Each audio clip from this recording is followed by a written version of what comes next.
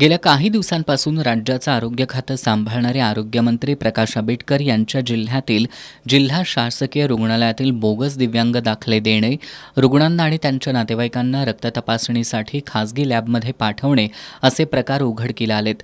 आता वैद्यकीय बिलं मंजूर करण्यासाठी जिल्हा शल्यचिकित्सक कार्यालयातून डॉक्टरांना कसे पैसे दिले जातात याची नोंद असलेले एक रजिस्टर शिवसेना ठाकरे गटानं खुद्द जिल्हा शल्यचिकित्सकांनी केलेल्या स्टिंग ऑपरेशनमध्ये आढळलंय.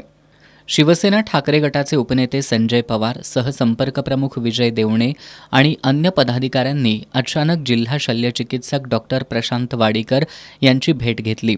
यावेळी शिवसेना पदाधिकाऱ्यांनी वाडीकर यांना सोबत घेऊन कार्यालयाच्या पहिल्या मजल्यावरील खोलीत जाऊन स्टिंग ऑपरेशन केलं. या ठिकाणी त्यांना एक रजिस्टर आढळलं. या रजिस्टरमध्ये काही डॉक्टर, अधिकारी आणि सेवाभावी संस्थांना पैसे दिल्याच्या सांकेतिक भाषेतील नोंदी आढळल्यात. यानंतर संजय पवार, विजय देवणे यांनी जिल्हा शल्यचिकित्सक डॉक्टर प्रशांत वाडीकर यांना चांगलंच धारेवर धरलं. गलेलठ्ठ पगार असताना हजारो रुपयांची लूट करून काय करता अशी विचारणा करत हे रजिस्टर कुणी लिहिलं, हा कसला हिशेब आहे याची माहिती घेऊन संबंधितांवर फौजदारी स्वरूपाची कारवाई करून त्यांना सेवेतून बडतर्फ करा अशी मागणी त्यांनी केली.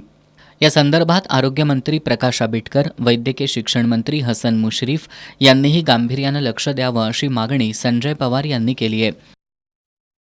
जे आपण नुसतंच म्हणतो की गोरगरिबांसाठी हा दवाखाना आहे, थोरला दवाखाना आहे, तिथनं खूप चांगले उपचार मिळतात. तर संबंधित मंत्री महोदय सुद्धा म्हणतात की आमच्या बाबा हे तर आरोग्य विभागाने चांगलं काम होते आणि चांगलं काम होत आहे म्हणून.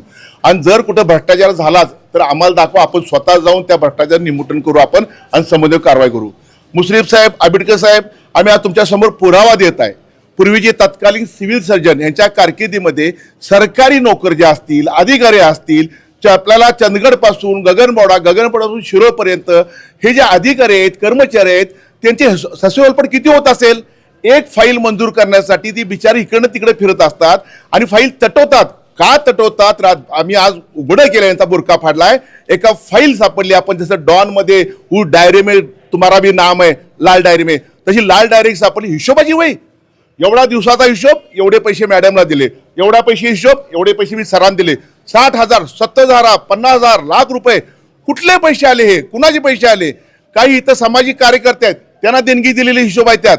आज पोलीस प्रशासनाने वास्तविक मी जिल्हा पोलीस प्रमुखांना संबंधित प्यानं विनंती करीन, मी साहेब ह्याच्यावर फौजदारी गुन्हे दाखल झाले पाहिजे. ही जी डायरी ती ताब्यात घेतली पाहिजे. या प्रकारानंतर जिल्हा शल्यचिकित्सक कार्यालयातील अधिकाऱ्यांसह डॉक्टरांची चांगलीच तारांबळ उडाली होती. दरम्यान ठाकरे गटाच्या शिष्टमंडळानं दोषींवर फौजदारी स्वरूपाची कारवाई करावी यासाठी ठाण मांडल्यानं वातावरण तणावपूर्ण बनलं होतं.